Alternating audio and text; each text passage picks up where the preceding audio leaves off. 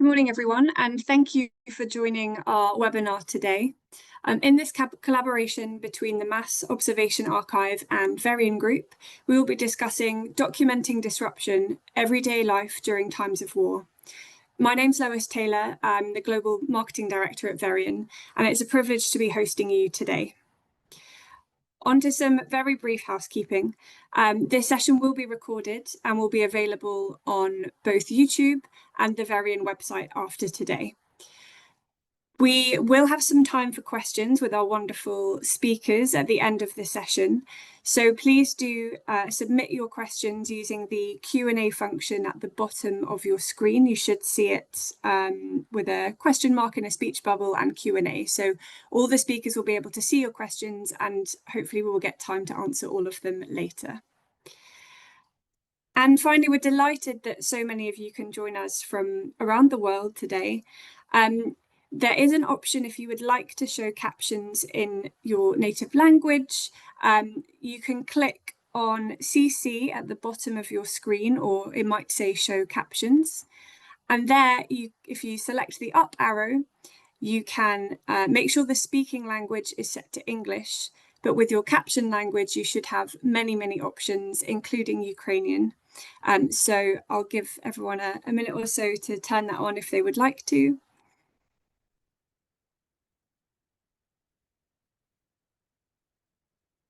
Great. Now I'd like to introduce you to our fantastic speakers today. First up, we have Yves Fradier, who is the Director of Evidence at Verian France. He has over 20 years experience managing large-scale survey projects and specializes in a range of data collection methods with a particular focus on engaging with seldom heard audiences. Together with Verian's pan-European team, Yves launched Voice of Ukraine, the only longitudinal survey that captures the views, priorities, and challenges of displaced Ukrainians. Supporting Yves with this really important work is Oriane Da. Oriane is also a researcher in evidence in Verian France. She has been working on the Voice of Ukraine study for a year and is particularly interested in the issue of couple relationships in this study, which you'll hear more about today. I'm also delighted to introduce Professor Lucy Noakes, Rab Butler Professor of Modern History at the University of Essex, and President of the Royal Historical Society. Lucy has used mass observation extensively in both her research, teaching, and her publications, including Understandings of Armistice Day in 1930s Britain, the management of emotions in the Second World War, and public engagement with the centenary of the First World War between 2014 and 2018. Thank you for joining us today. We're delighted to be hosting this. And first up is Yves. Thanks so much, Lois, and thank you for joining to this webinar. So I will start now with the Russian invasion of Ukraine, which began on 24 February 22, triggered the largest displacement of people in Europe since the Second World War, with more than 8 million refugees by May 23. The immediate activation of the Temporary Protection Directive by the EU has allowed Ukrainian people to legally enter Europe, to settle, to move around in any member state of their choice, to commute between their host country and Ukraine, and to receive financial assistance. The population fleeing the war is predominantly female, around 90%, often accompanied by children or elderly people, and has a high level of education. This is both a consequence of the application of temporary protection, which urges people to go to Europe, and of the martial law applied in Ukraine, which keeps men between 18 and 60 in Ukraine. We are witnessing the case of gender assignment on a scale unprecedented in recent history.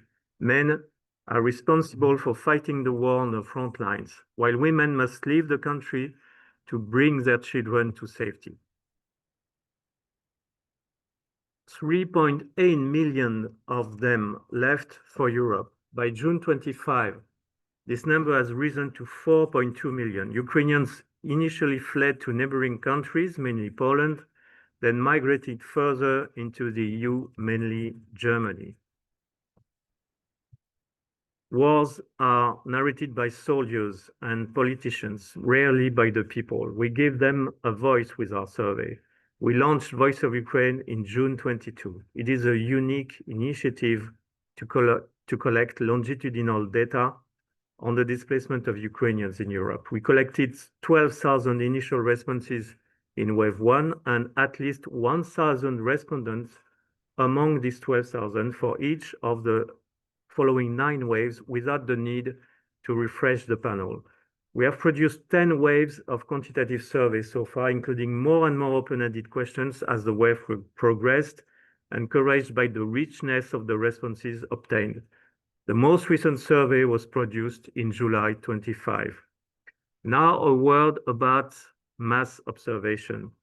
We were quickly struck by how similar the destinies of these women in exile were to those of British women during the Second World War. Voice of Ukraine uses modern tools, but they are employed in the service of an ancient method known as mass observation.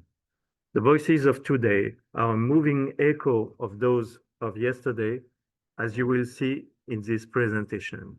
And now I hand over to Oriane. Check the micro. Thank you. So before we talk about the issue of couple dynamics and to fully understand the evolution of the mindset of our panelists between June 2022, when the first wave was launched, and July 2025, when our wave 10 was produced, we would like to comment on the evolution of our panelists' answers to 4 key questions, which are asked in each wave.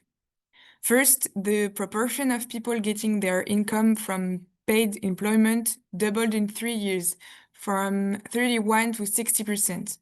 At the same time, the proportion of people using their prior savings was cut in half, from 39 to 21%, as these savings were likely exhausted. Then, with this graph, we see that Ukrainian women are more likely to be employed, and they are also more likely to be able to afford to rent their dwelling. The proportion of panelists who are tenants has risen from 40 to 62%. We also have been asking the question, what do you find the most likely outcome of the war by the end of 2024? In 2022, we suggested the end of 2024 as the horizon, thinking that the war would be over by then. Then 2024 arrived, and since wave 9, we now indicate the end of 2026. This is why some items show significant variations. In 2022, almost no one, 6% of answers, expected the war to continue until 2024. And the closer we get to that date, the more the number of answers increases, reaching 62% in wave 8. In wave 9, this number drops again to 20%, only to rise 29% in wave 10. The level of confidence in Ukraine's ultimate victory is very high in 2022, but will decline sharply. It was 71% in wave 1 and is only 13% in wave 10. Whatever the period, almost no one anticipates a Russian victory. It changes from 0 to 3%. But at the same time, the item Ukraine cedes territory rises from 4% in 2022 to 23% in wave 10. The further we move forward in time, the more this form of resignation increases. The change in intention to return to Ukraine is largely the consequence of the 3 previous indicators. The item I intend to go back at some point fell from 59% in wave 1 to 33% in wave 10, while the item I do not intend to go back and plan to settle outside Ukraine rose from 8% in wave 1 to 34% in wave 10, becoming the majority response for the first time since the beginning of the survey. Mastering the language, getting their diplomas recognized, finding local employment, paying for accommodation. Over the course of 3 years of research, what we observe among our panelists is a settlement pattern. And I give the floor back to Yves. Thank you so much, Morgan. So the question of the impact of the war in Ukraine on the relationship dynamics of displaced people has not yet been studied. We decided to address it after being alerted by weak signals. We have noticed a proliferation of law firms specializing in divorce that have developed their online services, offering to carry out the procedure without the need to travel. As explained by this lawyer that you see on this slide, where when there are no children involved, it is possible to divorce remotely at a reasonable cost of 300 euros. The association Écoute Ukraine, which offers psychological support to displaced people, has seen a sharp increase in requests for support during divorce proceedings. And we are now collaborating with researchers from Institute for Demography and Life Quality Research of the National Academy of Sciences of Ukraine, who are helping us to understand the complexity of demographics in Ukraine over time. We ask our panelists questions on this subject in our Wave 8. First, close question to rely on robust, quantitative, longitudinal data, but also numerous open questions encouraged by the panelists' engagement and their willingness to share, as we observed in previous survey waves. Wave 8, A Voice of Ukraine, was produced in July 24, and we collected data from 1,040 respondents, including 85% women. 3/4 of them are between 25 and 54 years old. They are everywhere in Europe, including the UK, and you can see on this slide the distribution across the 6 main host countries. So let us first compare the answers to this same question asked 2 years apart. This question is, what is your marital status? Here we are interested in the trajectories of these 1,040 respondents. So we have the same individuals in wave 1 and then in wave 8. And it is made possible by the longitudinal dimension of Voice of Ukraine. This is an alluvial diagram. It shows the status at time t in wave 1 and then in wave 8. The limitation of this question is that it gives us a status at a given point in time. It does not indicate what may have happened during those 2 years. Looking at the overall results, we see a fairly small percentage change across all items. 57% of Ukrainians report being in a relationship, married or unmarried, in both wave 1 and wave 8. Looking at the responses by age group, the differences are quite marked. Many people in relationships are in the 18 to 34 age group, and most divorces occur in the 35 to 54 age group. To capture changes more accurately, we also wanted to identify the events experienced during this 2-year period by asking another question in which we ask respondents to indicate all the life events they had experienced since the start of the war, with the possibility of multiple answers, so the totals exceed 100%. And to have a point of comparison, we compare the distributions of their answers with the figures available on Eurostat for the same items on the population between 18 to 78, the age of our panelists, in the 27 EU countries from February 22 to July 24, weighted by the number of inhabitants in each country. Displaced people from Ukraine in Europe are 7 times more likely to have divorced than European. They are also 2.4 times more likely to have become widowed. However, they are also 3.2 times more likely to have married.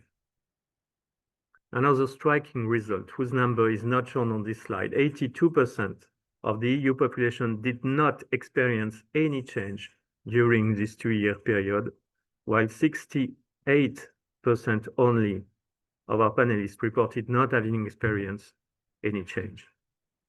We asked the 57% of Ukrainians who said they were in a relationship, whether married or not, about the impact of the war, and we had the following results. 1/3 said that the war had had no impact on their relationship. 1/4 said that the war had strengthened their relationship, 1 in 5 said their relationship had been both strengthened and weakened, and finally 15% said that it had been weakened. All of this background data helps to objectify our analysis. The answers to the open-ended questions now makes it possible to understand the diversity of experiences and perceptions, to reveal unexpected individual situations, and ultimately to humanize the figures. To highlight our qualitative data, we have chosen quotes from Voice of Ukraine on the left and mass observation on the right. 3 key points emerge from our qualitative data. First point, war brings structural constraints. War creates distance. One of the specific features of this war is that it combines open conflict with the forced displacement of populations outside Ukraine. The issue of separation by distance is obviously central to our panelists. War creates isolation and loneliness, destroys direct emotional support, and breaks social ties. For our panelists, isolation is often rationalized and presented as voluntary. War weakens mental health, creates anxiety, post-traumatic stress, and a feeling of powerlessness. Mental health issues are described in a recent study published by The Lancet. This study shows that in 2024, a quarter of individuals reporting having mental health problems, but there is also a stigma surrounding the disclosure of mental health problem within the Ukrainian community, which means that the actual prevalence of mental health problems may be underreported. In early 25, we asked Voice of Ukraine panelists what topics they wanted to see addressed. Mental health came first. Living in wartime means living day by day. When the future is uncertain and the past is traumatic, the present moment becomes the only refuge. Love then becomes characterized by emotional urgency, where every moment shared takes on major value. Second point, war leads to a reassessment of values and expectations. They will question their priorities and values. Living alone in Europe is an experience of independence, which is both liberating and burdened with new responsibilities. Facing this new reality will lead to disillusionment, loss of ideals, and the erosion of romantic expectations. Love can become pragmatic, even utilitarian. The relationship focuses on solidarity and stability rather than passion or seduction. The partner becomes first a companion in struggle, a source of support rather than an object of pure romantic desire. The relationship takes on other forms that can remain alive and strong. Faced with stress, fear, and frustration, couples often adopt a form of emotional resilience to prevent tensions from boiling over. Patience, forgiveness, putting minor conflicts on hold. They adjust their expectations, accepting that the relationship is temporarily changed while waiting for better days. Third point, war brings about new relational dynamics. Firstly, about children. War intensifies the centrality of children in family life, pushing parents to make significant sacrifices, sometimes at the expense of their own well-being. Their future is seen as a price to pay, and mothers often rationalize their sacrifices by attributing them to the benefit of their children. Secondly, about couple. Relationships become polarized to the extreme. Some couples break up while others prove indestructible. War acts as a revelation, exposing the true nature of the relationship. The couple disintegrates when prolonged separation prevents direct conflict resolution. High expectations of loyalty, sacrifice, and endurance can make any failure intolerable, generating anger and rejection. Or more simply, disintegration can be the effect of gradual erosion. Couples who are already strong may see their mutual trust confirmed, as they have often built a foundation based on a shared vision. This extreme ordeal forces partners to face reality together, which can strengthen their bond. Their relationship becomes a vital anchor in an unstable world. Finally, the first local encounters are emerging. We have measured that 4.4% of our panelists are in a relationship with a non-Ukrainian partner. This is an adaptive response to the disruptions caused by the war, which helps to stabilize emotional life despite cultural differences. In conclusion, our panelists offer us their definition of love based on three complementary concepts. First of all, construction. Love is a daily struggle. Love is caring. Love is working on a relationship. Love is fighting for the integrity and unity of the family. Then comes support. Love is not just butterflies in the stomach. It is a support and understanding of the partner. This support is associated with other dimensions: respect and support, support and attention, support and loyalty, support and trust. Finally, we'll aim for a new ideal, which for some is linked to the war effort.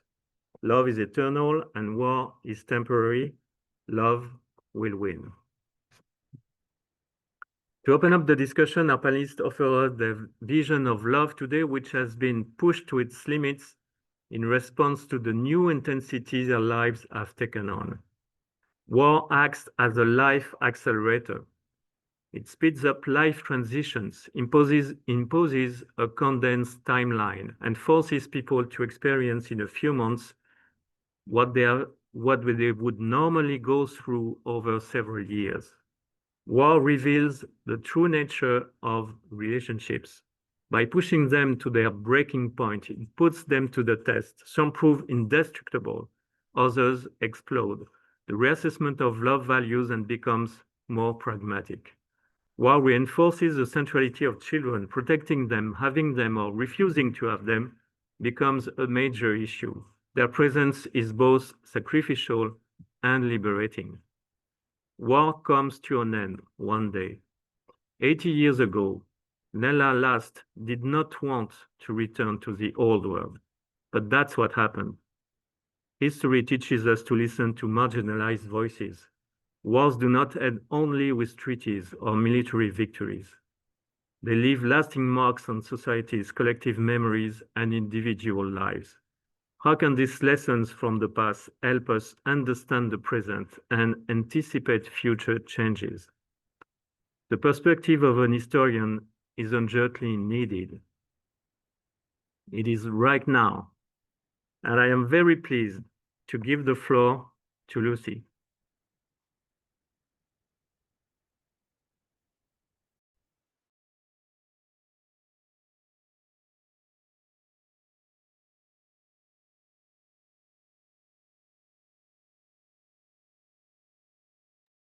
Sorry, I was struggling to unmute myself. Thank you very much, Eve, and thanks to Eve and Oriana, Lewis, and Rachel, who you can't see, and everyone at Verian for the kind invitation and for organising this event. So I think you've drawn out some of the really interesting comparisons and parallels between Britain's experience of the Second World War and the material you've been collecting about the impact of the war on Ukraine and Ukrainians.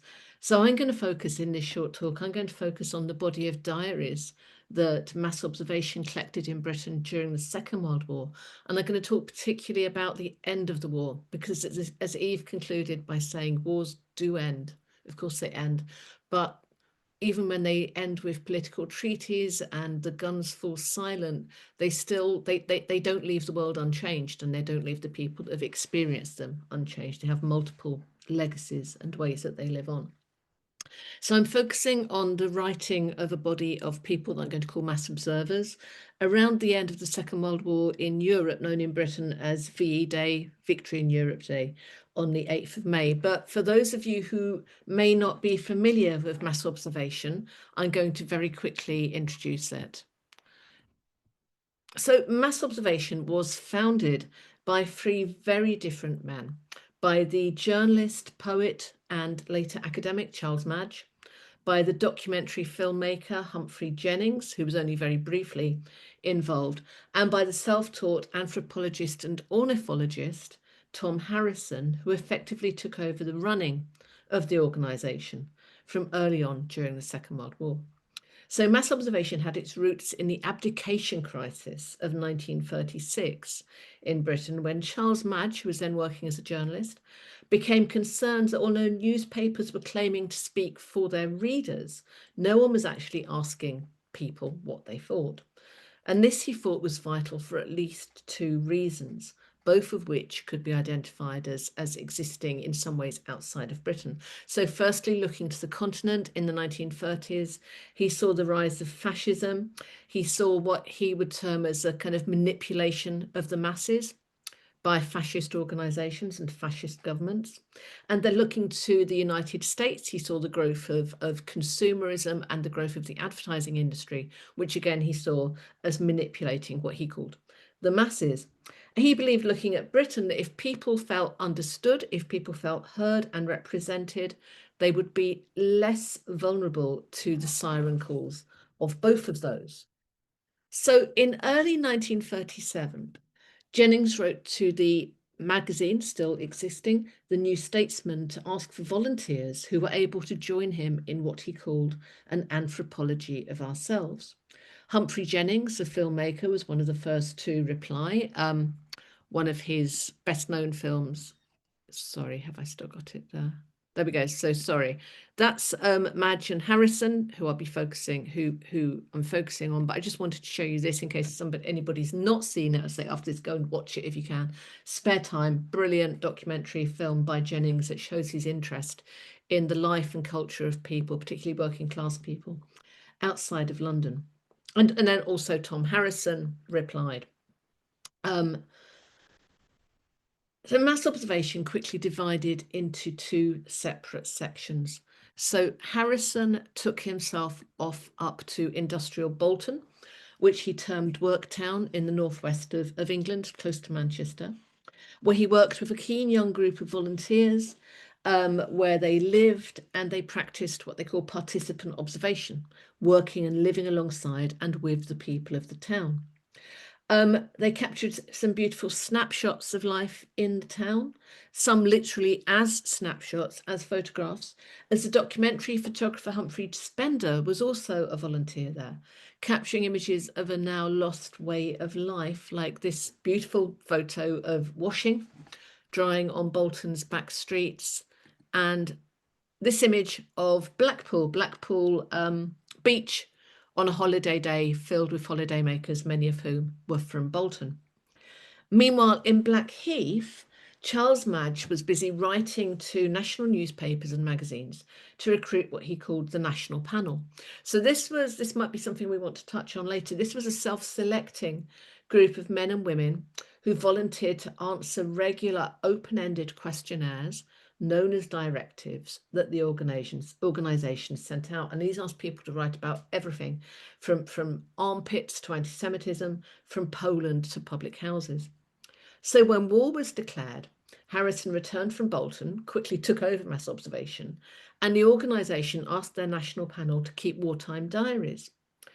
So by the time war in Europe ended, these people, hundreds of people, were well used to writing long, reflective pieces that required them to write about their own thoughts, experiences, and feelings, but also to record their fellow citizens.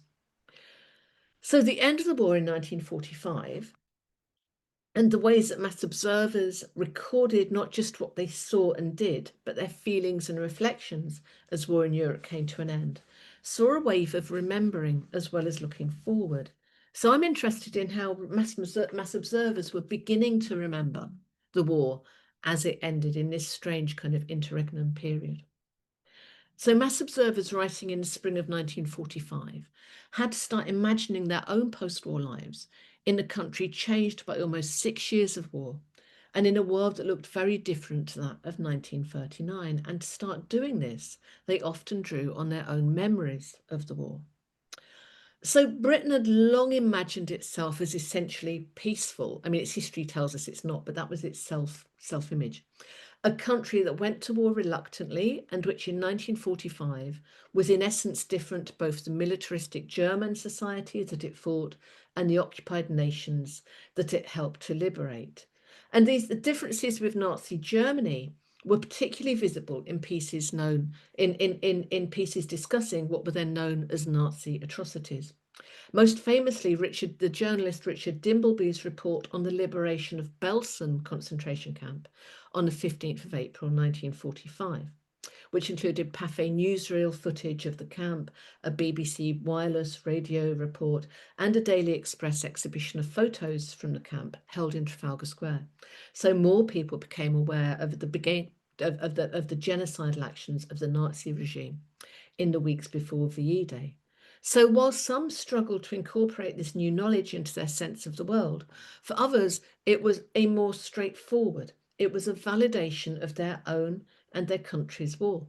So one 55-year-old man at the top here described that it was ghastly. He said, "It makes you want to get out there and do the same. It makes me feel proud to have 2 fighting sons to rid the world of Nazism."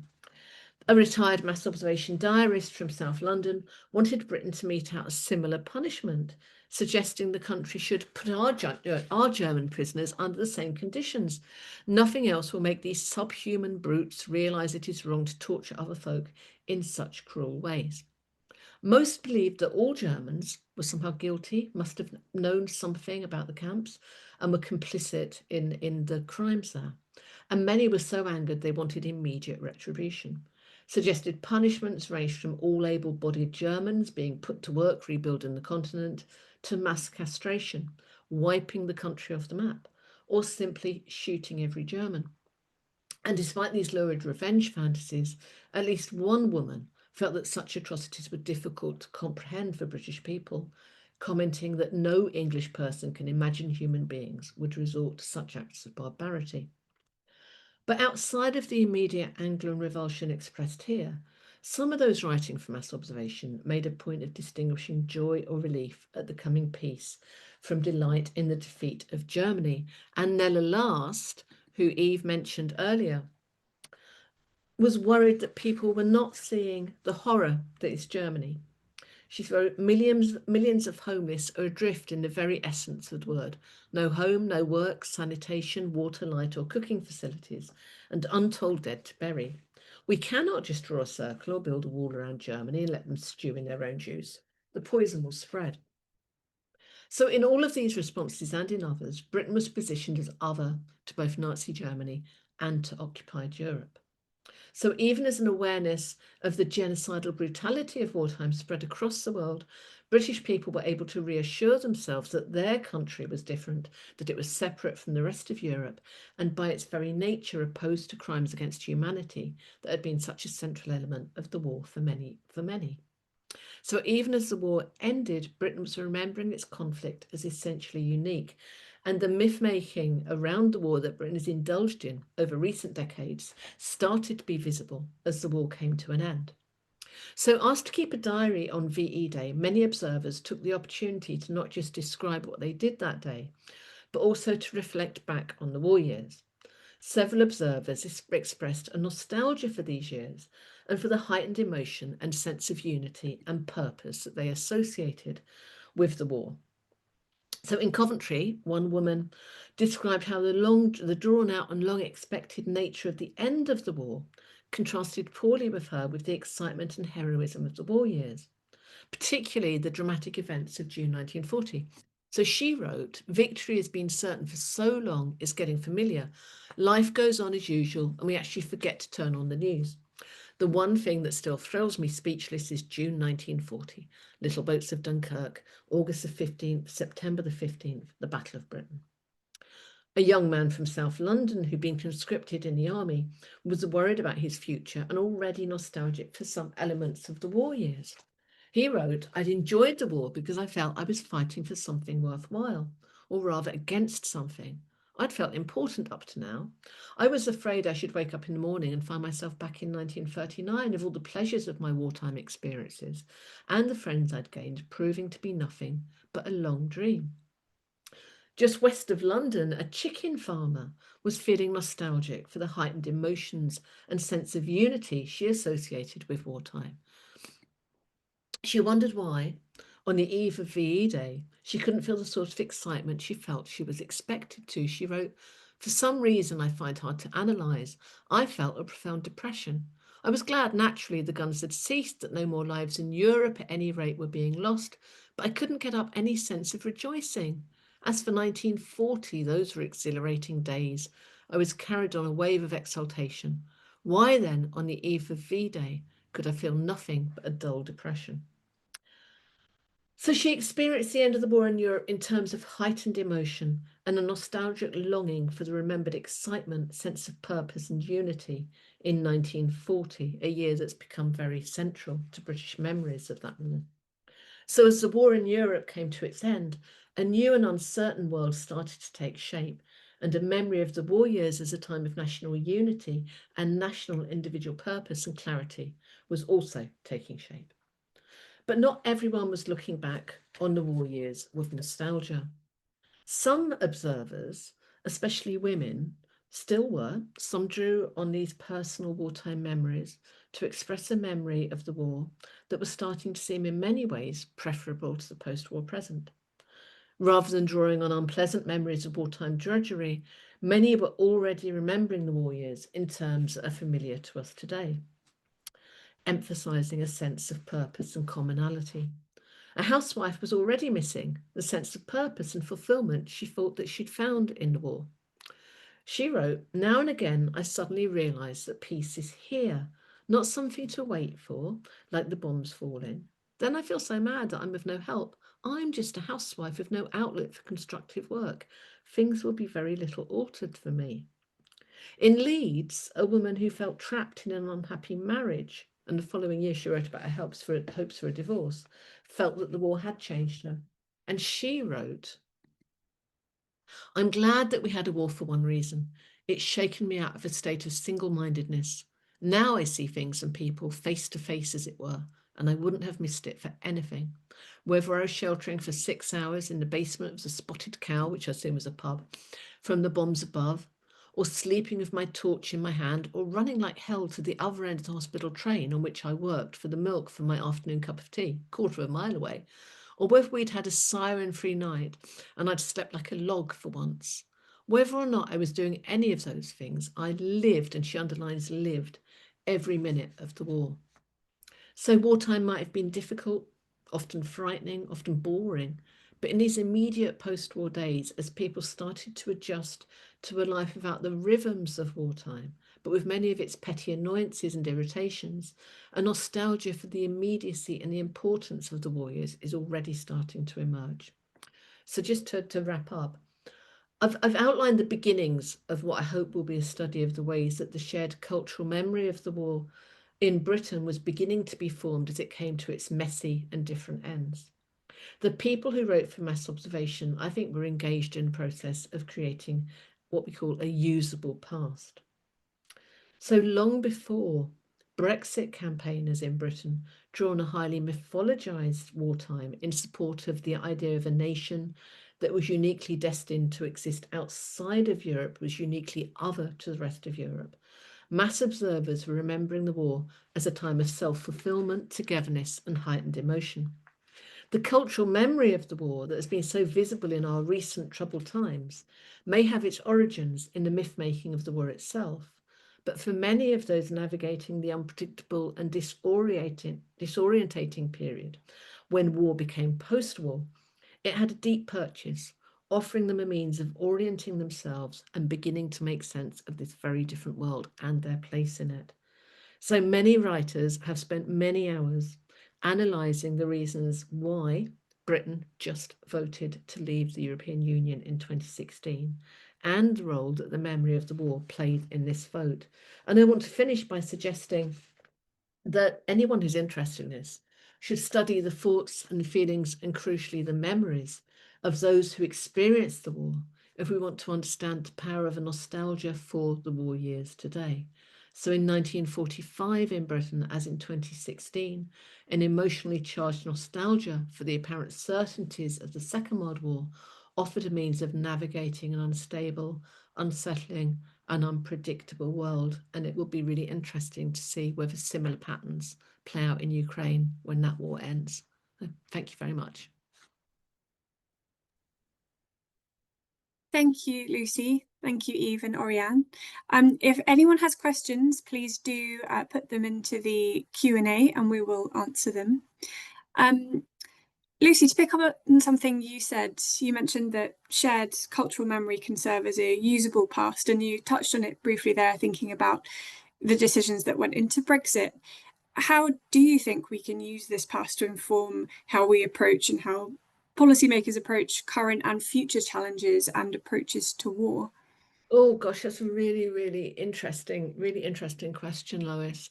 I mean, I guess I would say that I'd say two things I'd say one thing in answer to that, and I'd give you a couple of examples of why I think it's important.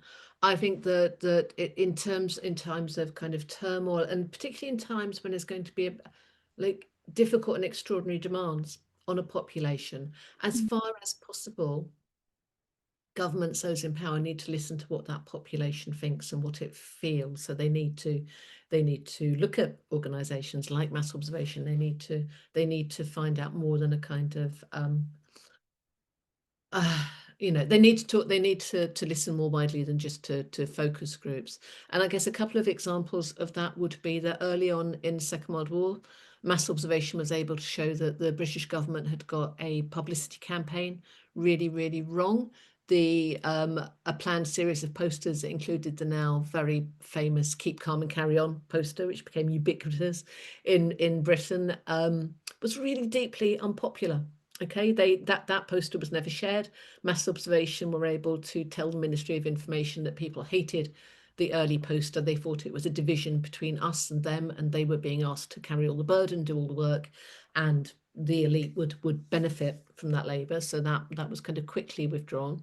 And the other, I guess, more recent example, when I would say it becomes really clear that if governments don't carry people with them in difficult times, they lose support very quickly, would be looking at Britain and possibly some other countries, but certainly looking at Britain in the first months of the COVID, or at least maybe the first year of the COVID pandemic. I mean, the British government did not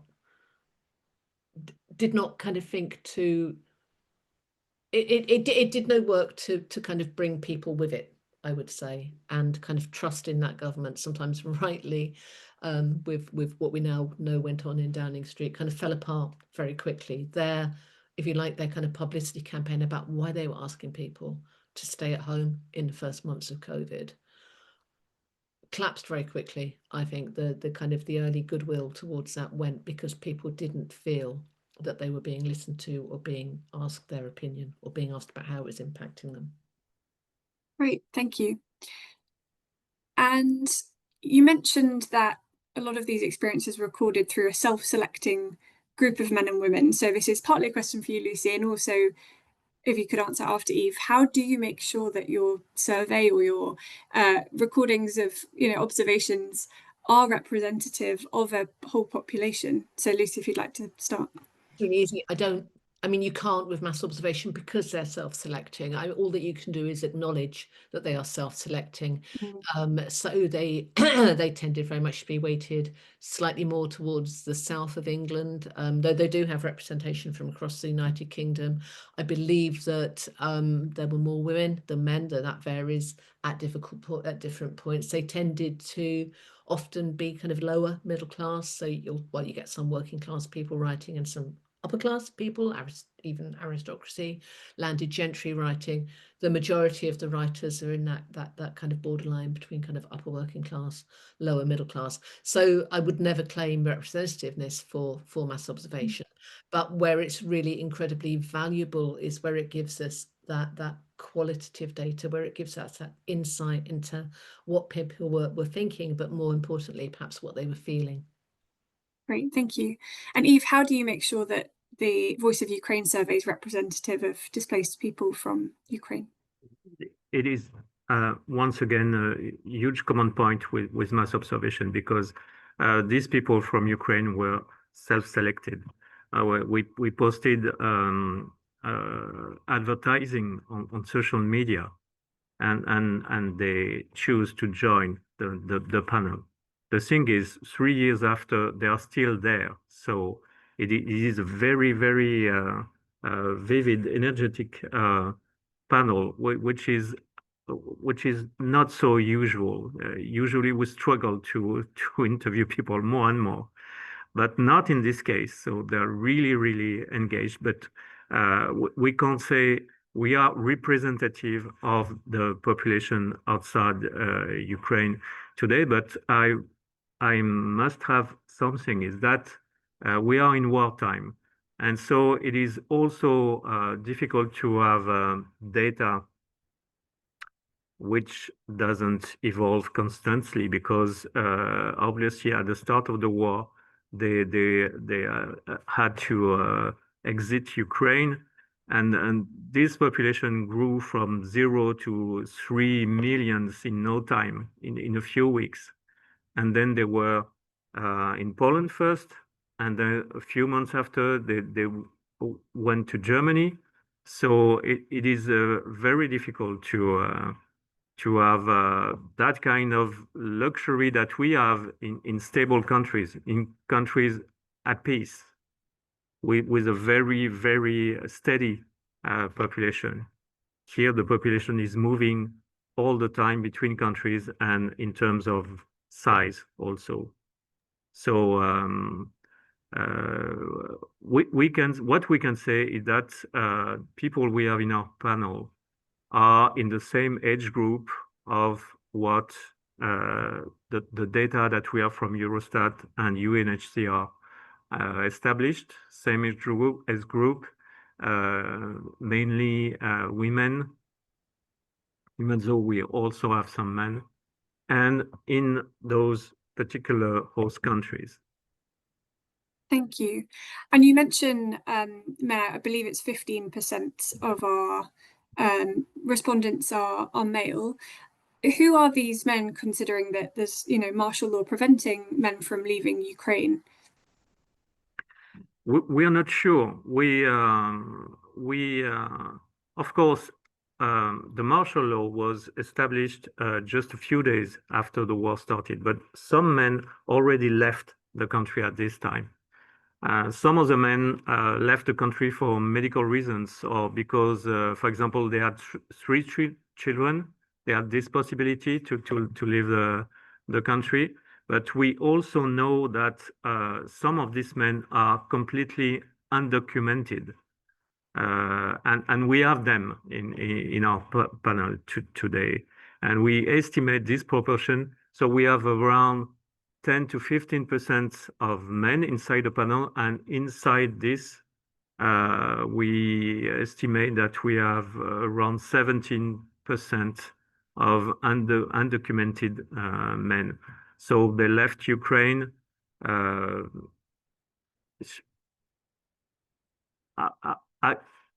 couldn't say illegally, but not with the permission granted by this law. Okay, thank you. We have a question from one of our attendees, so thank you for your question. The question is there a form of mass observation going on inside Ukraine? Yes, it is called Voice of Ukraine. That's what we try to do. Yes, Lucy? Yeah, I know there are also some other oral history projects going on in Ukraine. I know they've been collecting oral histories at the University of Lviv, for example, some from students and some from people that they've reached out to. So I think there's probably lots of different, maybe smaller scale projects. I think mass observation were kind of lucky in a way because they were set up in the 1930s, so they were already in existence, already had their writers when it was declared. Setting something like that up in wartime, I think, is much, much harder. But we know also that there are surveys inside Ukraine on the people who stayed. And it is also very interesting to see the differences in the state of mind between people who decided to stay as an act of resistance and people who decided to leave as an act of resistance also. So it is also, I think it is really a topic that we have to address, to try to understand the differences and the common points, of course. Thank you. And we have time for a couple more questions. So firstly, Lucy, why do you think so many people did feel compelled to keep diaries during wartime, and why do they still? That's a great question. Thank you. I think it's because okay, so to frame this question, so mass observation is obviously still in existence, still has a national panel, though not keeping diaries, but outside of the national panel, May the 12th every year, mass observation does a kind of general call to the British public to keep a day diary. And usually we will receive a few hundred, and they're great. And these are all, catalogued and stored and there as a snapshot of daily life for researchers to look at. During the first COVID lockdown, there were thousands. I'm not sure exactly how many thousand. I know there are people from mass observation here. They might be able to put in the Q&A how many there were. But there was that sense, which I think was the same in wartime, of living through that people knew they were living through what we might call like historic times that you knew that future historians would be interested in. And both a kind of a sense that, well, I need to record this. It's almost like a duty, but almost a sense of wanting to have your voice heard, your experiences recorded, people in the future to know what you thought and what you felt and what you went through. And I think that might be particularly strong for women whose voices are often not heard as loudly as men's, and for other perhaps kind of marginalized groups. These kinds of projects give people a chance to have their voice heard. And I have a question for you, Lucy.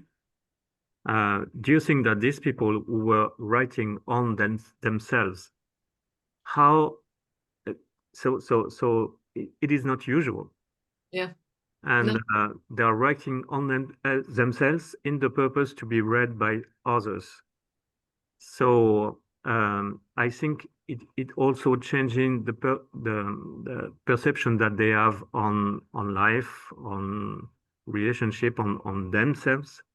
So well, Yeah, absolutely. I mean, I'm sure that it did change mass observers, and Nella Last is a great example of the way that both her wartime experiences, where she felt important and valued for the first time, but also the process of writing kind of gave her a sense of self, that she perhaps felt that she was missing before. She's, I think, still mass observation's longest lasting diarist. She was still sending in, yes. really, right up until almost when she died in the 1960s. So I think that's I think it's a really, really interesting question, but it's also, I don't know if anybody's done any work on this. When I sometimes look at how much of their lives people are willing to share on social media today, which often horrifies me, but then I look back at mass observation, I think people were sharing like the most intimate details of their lives. I think they often felt they had a relationship with mass observation, and they're perhaps writing for these people in an office and however they imagined them, rather than writing for the whole world, which is more of the case today. But I think there's some kind of similarities there that we could probably tease out some more one day. Yeah. And thank you to Kirsty, who's confirmed that on the 12th of May 2020, 5,000 day diaries were submitted. So it shows people do still want to be heard. There's a real need for people to feel understood, even today. So I have also, excuse me, Lois, I have also another question for you, Lucy. More general. When do you think UK will join Europe again? Thanks, Steve. If you can estimate. Oh, you know what? I wish it would be tomorrow. I don't know. I think in Britain, as elsewhere, things are remarkably unstable at the moment, and I think that Brexit, the vote to leave the European Union, is both a product of and a contributor to that profound uncertainty and instability that we are currently living through. So I wish that I could, personally, I wish it would be tomorrow. I am not looking forward to the introduction of kind of ESTAs and visas and fingerprinting for us to cross backwards and forwards across the channel. I don't know. I hope it's in my lifetime. There you go. I hope that France don't do your own Frexit. My French brother-in-law years ago in 2016, I asked him what would happen in France, and he said, well, I think that France would vote to leave, but our governments would never be stupid enough to ask people that. Exactly. Great. Thank you. And just to wrap up, we have one final question from our attendees. Are the results of the Voice of Ukraine survey published or available for the public to review? And if so, where? Yes, we of course it is about we have a couple of papers available on website of Verian group. But we also work with academic partners. We work with Sciences Po in Paris. We work with IFO Institute in Munich. And they also published some very, very interesting papers. So maybe for all the attendees of this webinar, we can send an email with all the links to these different papers. But we have something like, I don't know, around more than 10 papers published so far. Great, thank you. Yes, so we will send all of those resources to you. Thank you so much for joining. We'll also share the recording of this, so if you want to go back and listen again or share with friends, colleagues, you're very welcome to do so. So huge thank you to Lucy, Eve, Oriane, Rachel and Kirsty as well. It was a really engaging session, so thank you so much and really insightful. Thank you. Thank you. Take care. Have a good day. Thank you.